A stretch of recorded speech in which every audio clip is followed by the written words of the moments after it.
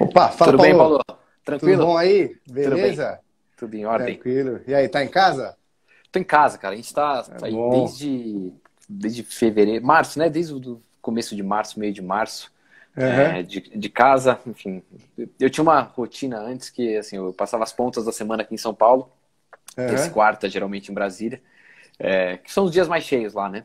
De congresso Entendi, e tudo mais. entendi. Mas aí, desde que começou também a ter as sessões virtuais, quer dizer, o fluxo lá e o trânsito lá tá menos intenso do que era antes.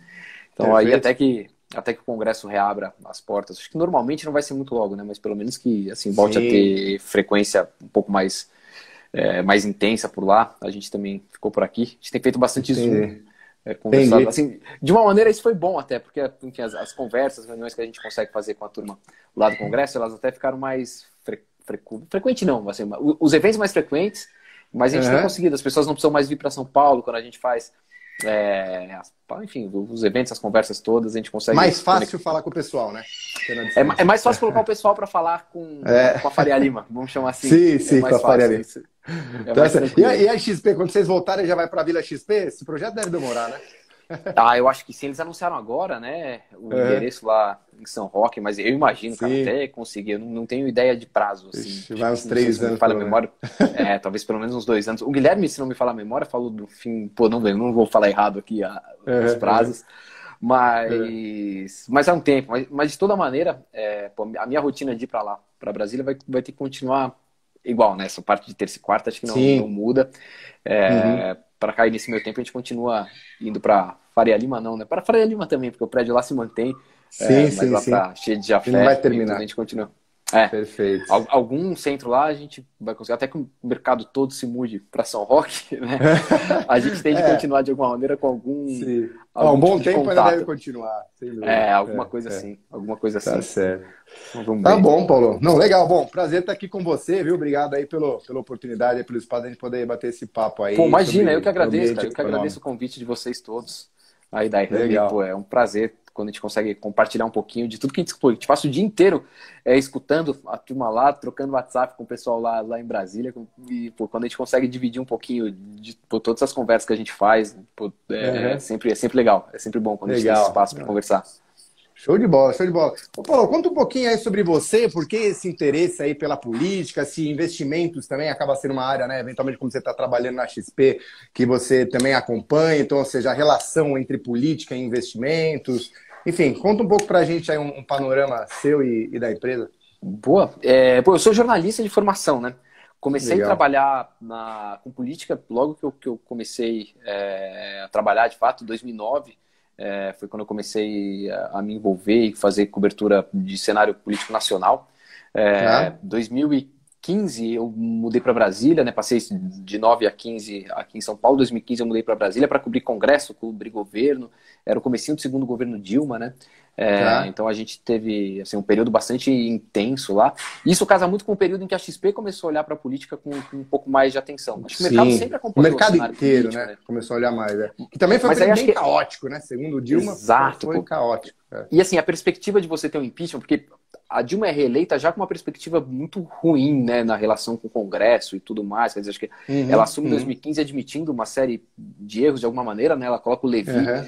lá para fazer um ajuste, para corrigir o rumo da política econômica, mas aí ela de alguma maneira tinha se perdido já na relação política e tudo que enfim, tinha sido construído até 2014, faltava um pouco de Perfeito. potência política, digamos assim, para conseguir implementar aquela agenda que ela estava tentando.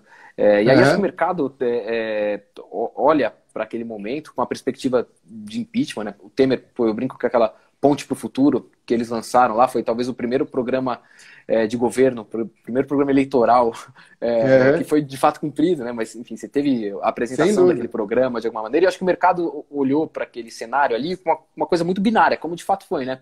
Ou a gente Aham. seguia naquela política anterior, enfim, que por mais que ela tentasse corrigir os rumos, quer dizer, não tinha capacidade de implementação, o Levi também, com todas as dificuldades que teve no período que passou no governo e tudo, ou você, enfim, tinha enfim, a perspectiva de um presidente com um plano econômico que dialogava muito mais com o que o mercado observava, quer dizer, uma equipe econômica respeitada e tudo mais. Então, acho que Uhum. essa situação binária fez com que o mercado acho que se concentrasse muito. E foi Uhum. nesse aspecto político, né? Aí 2015 é Uhum. quando a XP abre, então, enfim, essa célula específica para olhar política, e aí pô, o projeto vai dando certo. 2017 eu me junto ao time e tô aí há Legal. 3 anos e pouco já, cobrindo política. Eu continuo fazendo a cobertura política, conversando Tá. em Brasília e tudo mais, mas agora com esse viés de mercado, de fato, sabe, tentando olhar para a política, tentando perceber o que é que quem precisa tomar decisão sobre investimento precisa olhar de lá. Perfeito. Desse ruído todo, esse caos todo, essa confusão toda que a gente tem, quem está sentado precisa de um pouco de previsibilidade, quais são os pontos que Uhum. precisa olhar, o que de fato vai afetar o ambiente. A gente tem um contato com o Brasil, mas tem um contato muito grande também com o mundo institucional, né, das gestoras, das afins e Perfeito. tudo mais. Então, É. a gente consegue, de alguma maneira, olhar para Brasília tentando entender o que é que esse pessoal precisa saber para tomar decisão. Então é um Exato. pouco esse meio campo que a gente tem de fazer. Quer dizer, então, agora, todos os ruídos e tudo mais, o que, que o pessoal está olhando? Acho que olha, enfim, evidentemente, risco fiscal, agora Aham. de curto prazo, mas tenta olhar um pouco para frente para tentar medir a capacidade do governo de recuperar aquela trajetória e aquela política econômica, enfim, a agenda econômica um pouco mais estruturante que estava sendo discutida lá atrás. Perfeito. Acho que é um pouco disso que, enfim, a turma está olhando por aqui. Então a gente vai balizando aí essas conversas que a gente Perfeito. tem em Brasília por esse interesse. E acho que é isso que dá esse jogo legal, vamos dizer Sim, assim, a gente acho que é conseguir justamente isso, né? Porque a gente fazer um vê meio muita, campo. muita informação na mídia, né? Você pega assim, os principais jornais, né? Principalmente os que são de TV a cabo e tal. Eles ali abertamente metem muito pau no governo Bolsonaro, tal, tudo isso. Mas você vê por outro lado o mercado, ele é um pouco assim insensível quanto a todas essas críticas, né? Então muitas vezes o mercado se comporta de um jeito ou se movimenta de um jeito muito diferente do que você vê de notícias negativas falando de governo. Porque na prática o que o mercado interessa é se a equipe econômica e se as diretrizes ali, se elas vão se manter, se vai ter condição, né, da economia andar bem. Então, com uma crítica um pouco mais imparcial, vamos dizer assim, quanto a outras questões ideológicas, né? Então, por isso que a ideia aqui é justamente a gente trazer que tipos de informação que acontecem em Brasília que podem impactar os investimentos. Eu acho que esse é Uhum. o ponto principal. E aí, vamos lá, uma nova aqui, né? Então, a gente pega o Bolsonaro agora, tá com Covid. Então, né? Parece que saiu, a gente não sabe se é grave ou não. Ele disse que tá bem, mas enfim, tudo lá, a informação é um pouco imprecisa. Mas você acha que a gente deve se preocupar aí, falando com relação a investimentos, quanto a este fato? O Bolsonaro tá com Covid e pode impactar? A Bolsa hoje até teve uma realização, né? Caiu um pouco, né? Não sei se foi exatamente por esse motivo o pessoal começa a ficar apreensivo, mas então duas perguntas, né? Então, o fato do Bolsonaro estar com Covid, isso pode impactar no mercado? Né? Segundo, até onde também se especula que o Paulo Guedes possa estar com Covid. Seria pior ainda se o Paulo Guedes viesse a estar com Covid? Que aí acho que é um nome que com certeza o mercado ficaria muito abalado se surgisse qualquer tipo de problema eventual aí com esse nome, né? Eu acho que assim, das figuras de Brasília, evidentemente, a que o mercado mais se preocupa e mais nos questiona quando acontece algum tipo de coisa, algum tipo de nota na imprensa, dando conta de possível saída dele, ou de dificuldade de trânsito dele no governo, o governo valorizando Uhum. mais a ala desenvolvimentista, vamos chamar assim.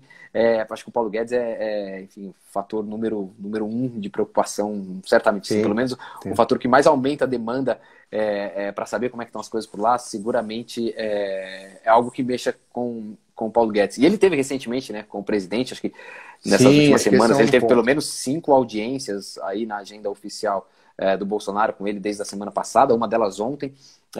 Enfim, não vai fazer os testes. Acho que o mercado se preocuparia, de fato, com algum tipo de problema dele. Sei lá, acho que Uhum.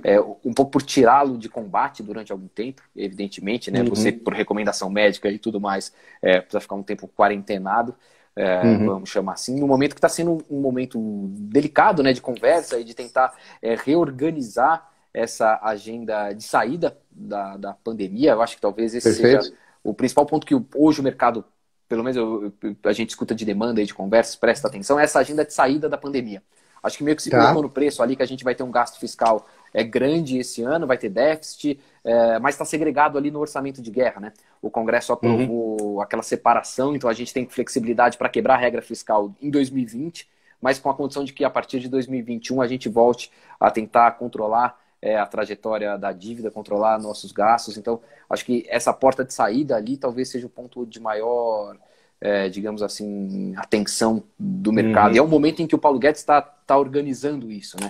Ele está organizando essa transição do auxílio emergencial, que tem um gasto importantíssimo. Acho que mesmo os economistas de mercado reconhecem, né, a necessidade de você despender agora, quer dizer, de alguma maneira tentar manter a atividade, manter consumo, mas que, enfim, pensando em termos fiscais, precisa ter uma porta de saída para frente. Daí se discute o Renda Brasil, alguma maneira de acomodar isso, com algum espaço tributário que vá ser encontrado numa reforma tributária. Então, acho que minar agora essas conversas, minar essa articulação seria bastante negativo. Quanto ao presidente, evidentemente, assim, a gente parte do pressuposto de que você precisa das pessoas, né, para fazer a articulação, e a figura do presidente, evidentemente, é importantíssima nesse sentido. Mas uma coisa que me parece enfim, faz coisa de 20 dias ali, por outras razões, né, acho que razões mais ligadas ali ao judiciário e tudo mais, mas que o Bolsonaro se convenceu de que era ruim brigar com tanta gente ao mesmo tempo.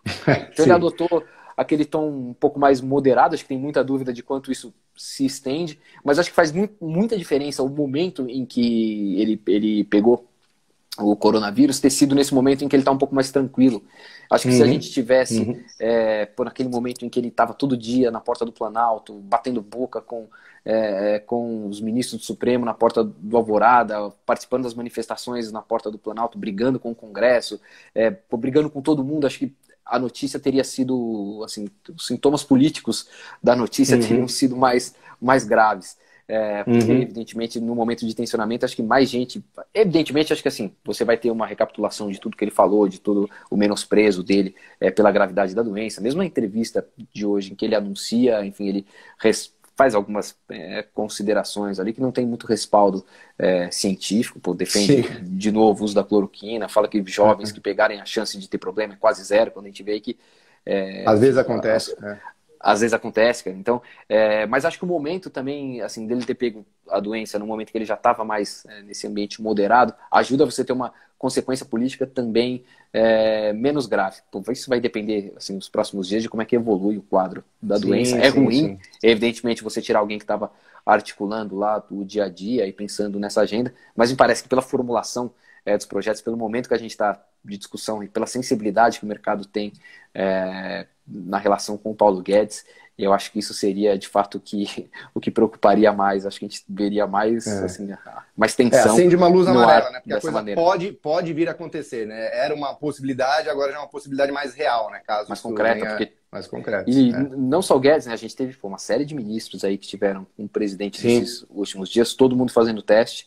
O Rogério Marinho, se não me falha a memória, disse que testou negativo. Outros ministros também já disseram que testaram negativo. Mas acho que a atenção aí recai sobre o Guedes, de alguma maneira. Porque é um momento importante de decisão do futuro da agenda, né? Acho que é um momento relevante. Justamente esse ponto que eu queria tocar com você, né? Assim, a gente até falou aqui, independente deles terem contraído Covid ou não, mas já vinha um arrasto aí nas negociações de reforma, né? A gente tem principalmente a tributária, a administrativa também, que é, enfim, uma grande, muita dificuldade de conseguir se passar no Congresso, né? A reforma administrativa dos servidores públicos e privatizações.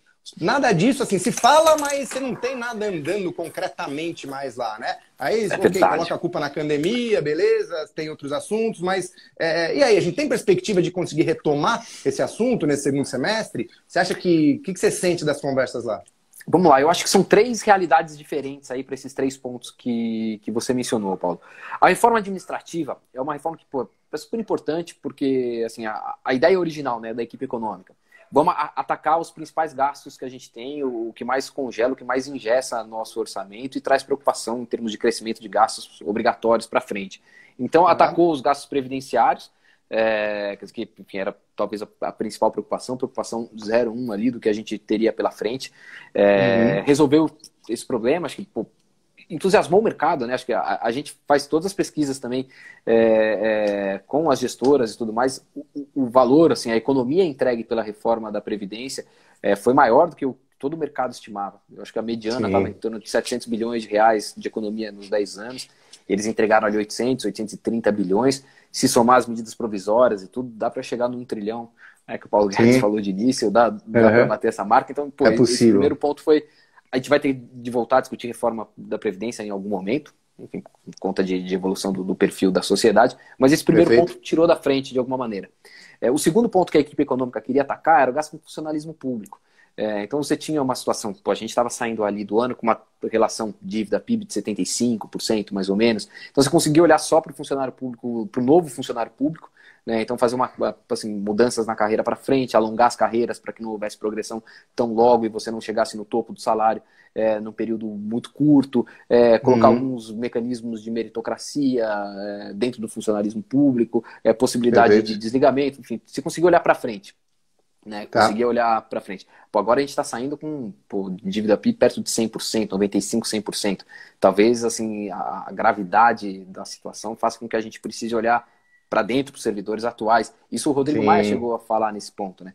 E aí, por conta dessa dificuldade política de tratar isso, o próprio Bolsonaro acabou não avalizando a reforma administrativa. Né?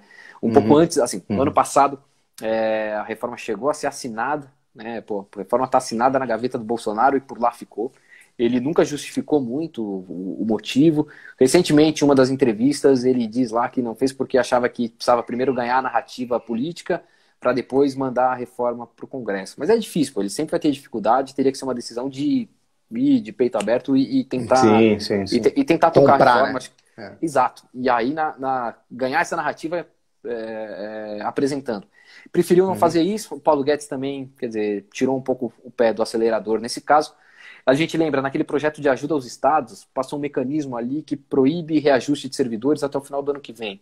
Então isso dá, assim, não abre espaço, né? Não é economia, mas você deixa de ter elevação dos gastos. Então, de alguma maneira, isso, não vou dizer que deu conforto para a equipe econômica, mas o que a gente escuta lá do entorno é que Paulo Guedes fala que, pelo menos já tem isso, a gente pode focar em alguma outra coisa. Então a reforma administrativa acho que não vem por agora.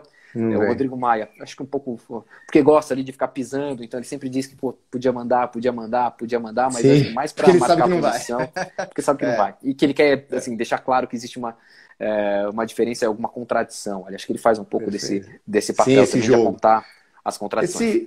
Se a gente for falar, então eles estão optando agora por, sei lá, ir acima dos bancos, taxar dividendo, vão ter que arrumar alguma fonte. Se não vai cortar despesa, vai ter que aumentar imposto em algum lugar, né? Como é que estão essas conversas lá? Você vê como é evoluído esse negócio? Dividendos? E aí que isso pode impactar diretamente os investimentos, né? Aí a gente está falando isso, sim, esse é um ponto que... diretas nesse sentido.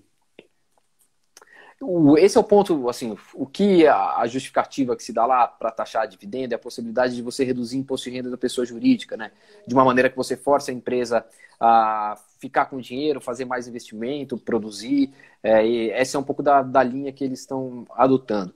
Isso é uma discussão antiga no Congresso, tá? Não é uma discussão recente, mas ela ganha força agora, né? Acho que conversando com quem está discutindo lá a reforma tributária um pouco mais de perto, acho que se reconhece um pouco da necessidade de incluir nas discussões de agora medidas que também de alguma maneira respondam a esse momento de crise. Então a gente escuta muita gente questionar, enfim, o setor financeiro, acho que é o primeiro que entra ali nas discussões, o setor que tem uma imagem negativa junto ao Congresso, de alguma maneira, então sempre que se trata disso, tem muita gente lá que gosta de apontar o dedo, é um setor que volta e meia você vê projeto de que eleva a CSLL sendo pautado, também sai de pauta. Agora tem aquele projeto que trata do tabelamento de juro de cheque especial e cartão de crédito, enfim, que chegou a entrar em pauta, foi retirado de pauta e aí foi enfim, em discussão hoje lá dos líderes do Senado, previsão de tentar discutir isso no começo de agosto. Enfim, tem as duas forças ali que vão conversando. O que se fala, assim, você de alguma maneira vai precisar, para fazer a reforma tributária que se pretende, quer dizer, um dos pontos ali seria conseguir desonerar a folha de pagamento para que o setor de serviço não seja tão prejudicado, consiga, porque, enfim, hoje ele é menos tributado do que o setor da indústria, por exemplo, ele passaria a ter uma tributação semelhante, ou pelo menos maior relativamente do que tem hoje. Você daria algum incentivo para que, enfim, que seria a desoneração da folha de pagamento, que é o que mais consome gasto do setor de serviço. Para fazer isso, você precisaria arrumar a fonte de recurso de alguma outra maneira. E aí que o Paulo Guedes e a equipe econômica insistem ali na apresentação de um imposto sobre transações digitais, que o Paulo Guedes está certo quando ele diz que ao vincular isso à CPMF é muito difícil de ver isso andando, então ele sempre tenta fazer a diferenciação, e o Rodrigo Maia, por outro lado, sempre tenta pisar e dizer que é a mesma coisa. Então, é uma discussão que acaba ficando um pouco interditada nesse sentido. O Rodrigo Maia, volta e meia, fala na possibilidade de você desonerar a folha até um salário mínimo, não para salários, para quem ganha até um salário mínimo, mas o primeiro salário mínimo de todo mundo, de maneira a não criar um incentivo para que as empresas baixem todos os salários para um salário mínimo. Mas você precisa encontrar, isso exigiria menos recursos, né? Mas você precisa encontrar alguma maneira de achar financiamento para isso. Acho que esse é um dos pontos ali que acabam travando a discussão da reforma tributária. Você tem, que é uma questão, enfim, setorial que traz problemas. Tem questão federativa também, mas parece que vai ser esse o foco, pelo menos, da tentativa de discussão. Porque enfim, a pauta, a gente lembra, a pauta da Câmara, quem faz é o Rodrigo Maia, evidentemente com participação dos líderes, as bancadas e tudo mais, mas a grande prerrogativa do presidente da Câmara é decidir o que vai ser discutido, é decidir o que vai ser votado. E ele tem dado todos os sinais ali de que ele acha que a reforma tributária é a principal reforma que a gente tem para destravar o ambiente mais amplo, né? Ele vive saneamento básico, super importante, vai atrair investimento privado e tudo mais. Lei do gás também é outra que é importante e tudo mais. Mas são reformas micro que acho que contribuem para a melhoria do ambiente de setores específicos, mas na visão dele ele acha que tem que ter uma reforma transversal ali que seria responsável por destravar investimento e fazer a roda da economia girar melhor, de uma maneira mais geral. Então o foco dele vai ser a reforma tributária, nisso que ele tem colocado esforços. A gente lembra, é um tema complexo, né? Porque tem uma proposta da Câmara, tem uma proposta do Senado, o governo ainda não mandou a dele. Então você tem uma comissão de deputados e senadores juntos, tem uma comissão só de deputados que ainda aguarda o texto do governo. Precisa desfazer esse nó. O Rodrigo Maia tem dito que se não der para retomar essa comissão mista, ele quer retomar a comissão só da Câmara. Se o governo não mandar o texto dele, retoma com o texto da Câmara mesmo e tenta fazer andar isso. E talvez, criando o movimento, você acabe trazendo os outros atores necessários para a discussão. Aí puxaria um protagonismo igual foi a da Previdência, mais ou menos. De alguma maneira, sim. E foi isso que fez com que o Senado quisesse discutir a própria proposta, né? Porque viu que a Câmara ia ganhar protagonismo nisso e tentou bater. Exato. Então vamos ver, eu acho que o que a gente vai ter de discussão vai ser dessas reformas mais amplas. A reforma tributária vai ser o que vai ganhar tração no segundo semestre. De novo, é difícil você imaginar que um nó que se arrasta aí há 30 anos vai ser resolvido em 6 meses, mas acho que a gente pode ter avanço, pelo menos para ter uma formulação um pouco mais concreta, né, com participação do governo, um texto um pouco mais consensuado aí entre Congresso e governo. Acho que esse avanço a gente pode ter. Ver tudo aprovado até o final do ano talvez seja um pouco demais, mas acho que tem avanço para essa discussão acontecer. E a gente tem, acho que é uma outra discussão que vai pautar o segundo semestre e que o mercado também olha bastante, que é essa que eu disse da transição do auxílio emergencial para a Renda Brasil, que é o novo programa que o governo quer ter. Tem o ponto, que é o que vai virar permanente. Que é o que vai virar permanente. E aí acho que esse é o ponto que tem chamado a atenção dos economistas e tudo mais, é tentar entender qual é o espaço para que a gente tenha esse gasto permanente e o risco de que você acabe criando gasto permanente que extrapole um pouco o que pode. Porque aí, assim, a gente tem o teto de gastos que limita, né, o nosso gasto. O risco é que para transformar esse gasto em permanente, o Congresso acabe querendo transformar parte desse gasto em excepcional para ficar fora do teto, e aí acho que são os riscos fiscais. São manobras aí, novamente, a gente volta nesse papo de manobra. Tal, né? Exato, então talvez esse acho que é o grande risco, assim, eu diria que talvez 60%, 70% do risco que o mercado demanda a gente para olhar em Brasília. É isso aí, é ver como a gente poder ter uma explosão da dívida, e isso pode impactar dólar, que aí pode impactar o futuro, e aí queda da bolsa, enfim, aí tudo vai. E aí reverte tudo que, enfim, a melhoria de expectativa que o teto trouxe quando foi aprovado, né, ainda no governo passado. Sim, lá no Temer ainda. Exato. E, mesmo o orçamento de guerra, é uma discussão que de vez em quando aparece, de tentar esticar esse orçamento para 2021, que seria, assim, acho que o mercado veria isso como uma burla ao teto da mesma maneira, veria isso de modo muito negativo. Não seria bom, não. Não seria. Assim, essa semana eu conversei lá no Ministério da Economia com esse questionamento, porque o Rodrigo Maia nunca defendeu isso, né? Mas ele sempre fez questão de ressaltar que essa discussão existe, de você prorrogar o orçamento de guerra. Então, semana passada, na verdade, que eu conversei lá no Ministério da Economia, pontuei isso, e ele sempre disse assim, essa discussão existindo é do Congresso, não é uma discussão nossa. Paulo Guedes, quando decidiu, né, que precisava em 2020 fazer esses gastos excepcionais, decidiu fazer isso, deixando muito claro que a partir de 2021 a gente precisava retomar a sinalização dessa responsabilidade. Então, existindo a disposição, uma disposição do Congresso que a gente tentaria segurar, não parte da gente essa disposição. E hoje mesmo o Rodrigo Maia também, acho que baixou um pouco a temperatura dessa discussão, se mostrou mais crítico a ela, apresentou a discussão de novo, mas se mostrou mais crítico. Acho que assim, é um risco que continua precisando ser monitorado, mas que vai e volta, né? Acho que a gente ainda vai discutir bastante isso.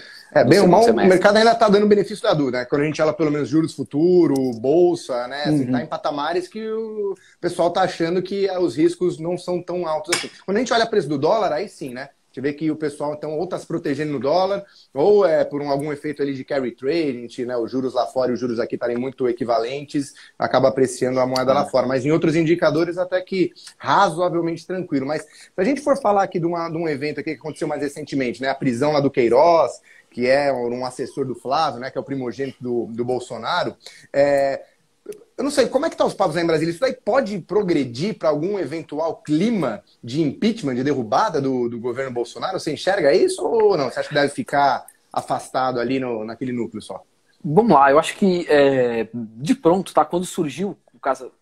O governo, desde a saída do Moro, né, ele enfrentou ali alguns episódios sucessivos no judiciário que desgastaram, que levaram aquele clima de tensão mais forte nas últimas semanas e que, com a prisão do Queiroz, acabou baixando um pouco a temperatura, né? Acho que foi isso que, de alguma maneira, fez o presidente perceber que não dava para comprar todas as brigas sérias e tudo mais. Então, acho que tem esse ponto que ele percebeu que precisava, de alguma maneira, controlar, digamos assim, a temperatura. A temperatura não se expor tanto mais.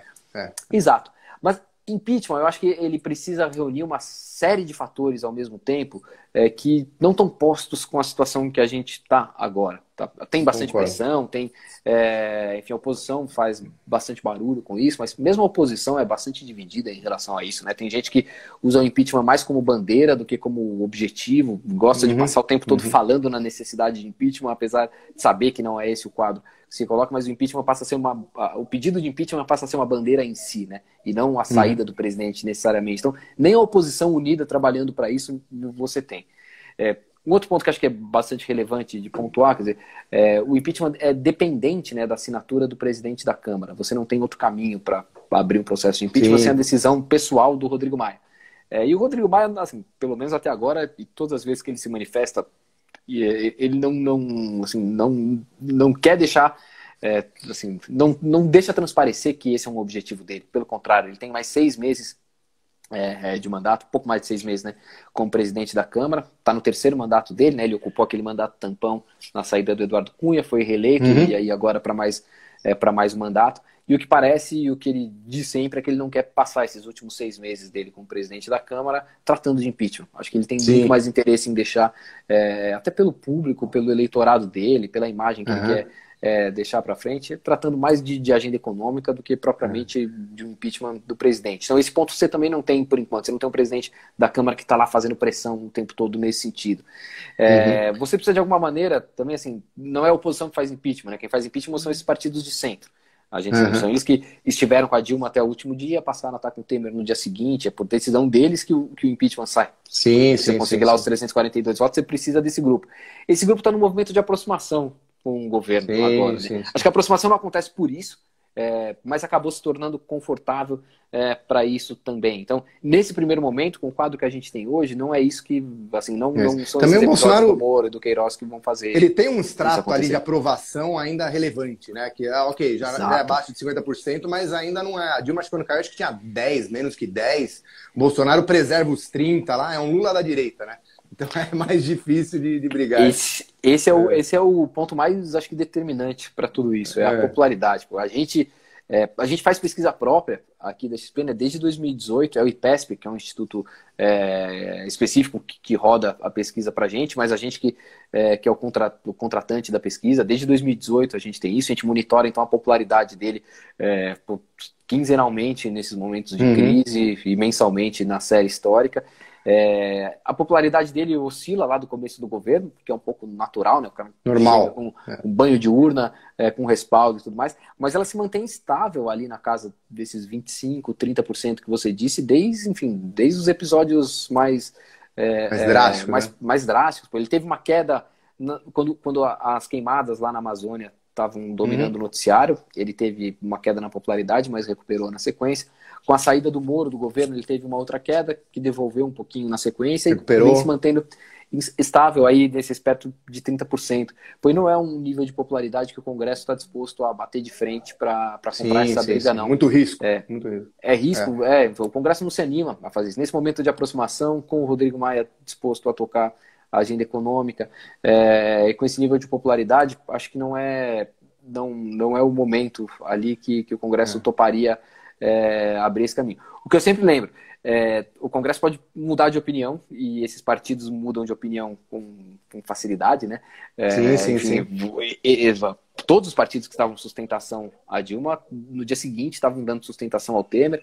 Teve ministro que só atravessou de lado da esplanada, mas continuou ministro do mesmo jeito. Então, assim, não são esses cargos agora, esse começo de negociação, que segurariam esses votos todos se você tivesse um ambiente que degringolasse. Quer dizer, se as coisas tivessem fatos novos e tudo mais, não seria isso. Assim, a popularidade cair por decorrência da crise econômica que pode se aprofundar e tudo mais, não seriam esses cargos, esse movimento de aproximação que iam segurar esses partidos. Mas com os elementos que a gente tem hoje, eu acho que não é um quadro que está desenhado assim, não. Acho que pode ter barulho, acho que, assim, evidentemente, essas investigações e tudo mais colocam o presidente numa situação de um pouco mais de fragilidade para negociar com esses partidos. Evidentemente, são problemas ali que ele tem. Você também acaba até desviando a atenção, né? O cara que podia estar lá pensando só em tratar da agenda econômica, ele tem outros assuntos que ele acaba precisando resolver. É um malabarista que tem vários pratos para equilibrar. Quanto mais pratos você coloca para ele equilibrar, menos atenção ele consegue dar para cada um, mais fácil fica do prato cair. Verdade. Sim. Mas assim, com esse cenário, a gente precisaria de elementos novos, muito mais poderosos, digamos, para que esse ambiente fosse para esse caminho.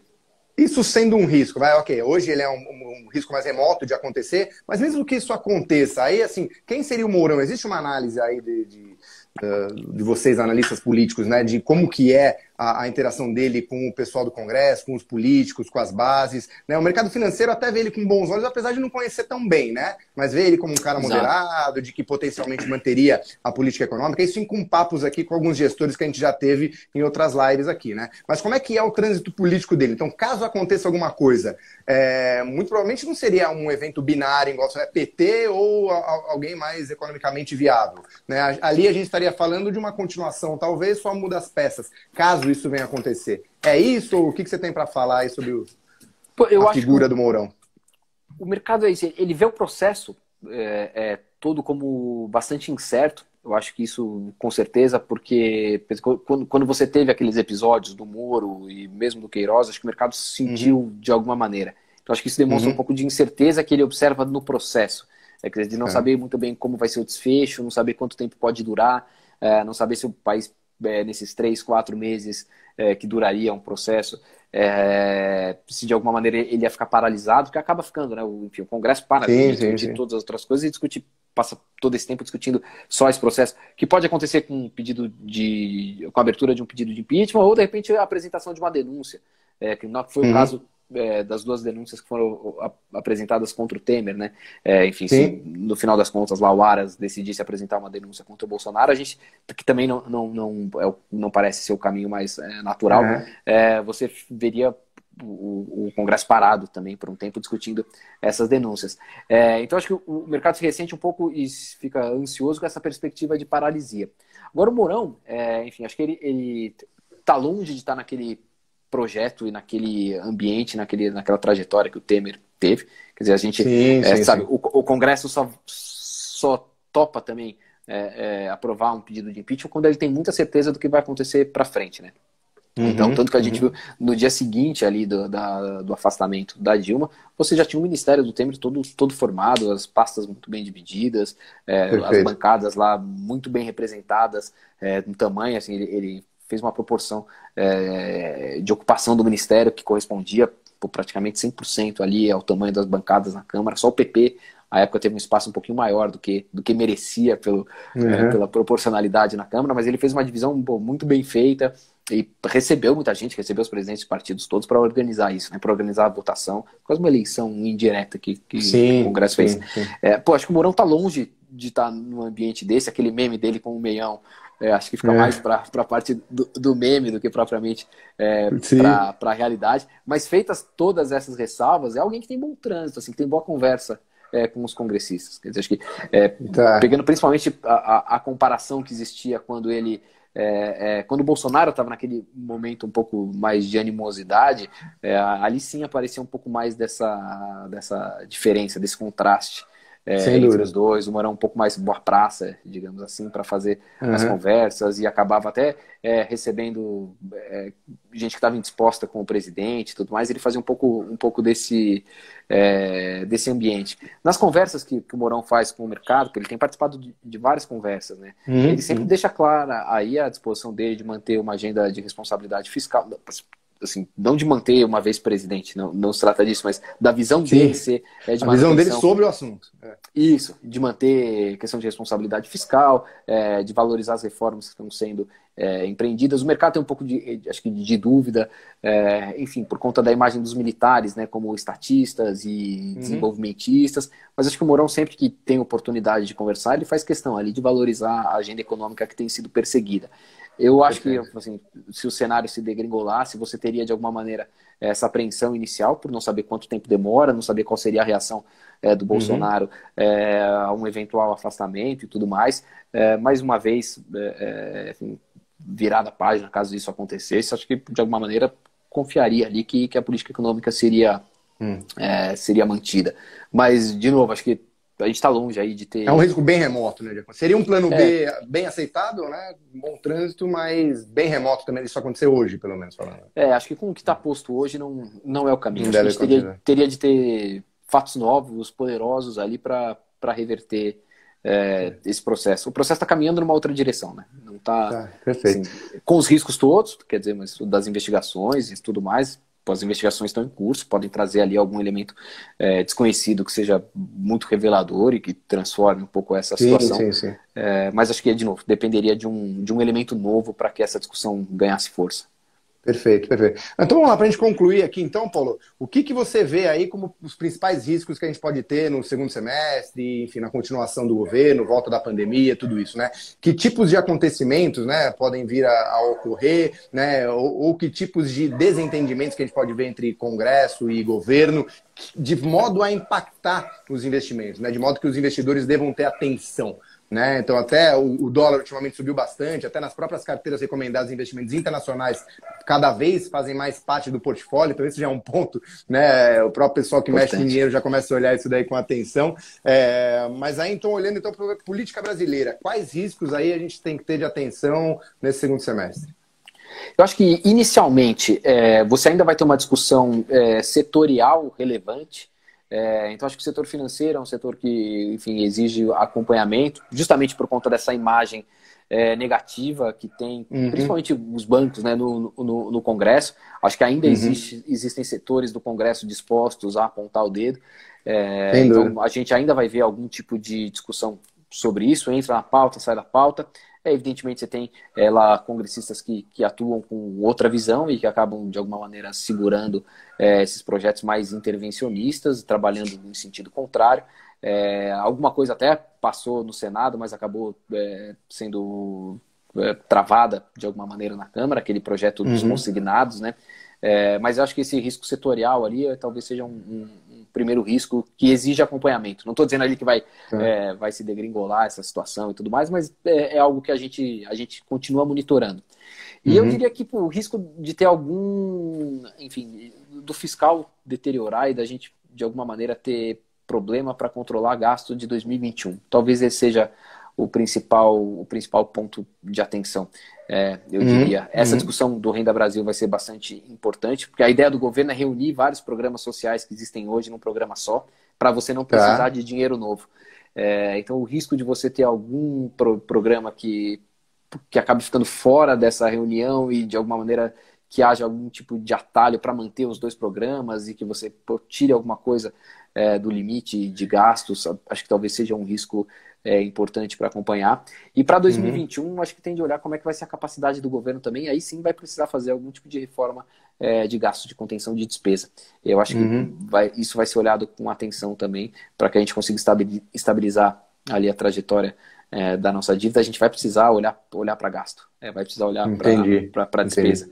Então, eu acho que... E aí, assim, a habilidade e a relação política vai importar, né? Porque você vai precisar aprovar ali matérias constitucionais. Você precisa de 308 votos para fazer isso. A Constituição foi feita para não ser simples de ser mudada.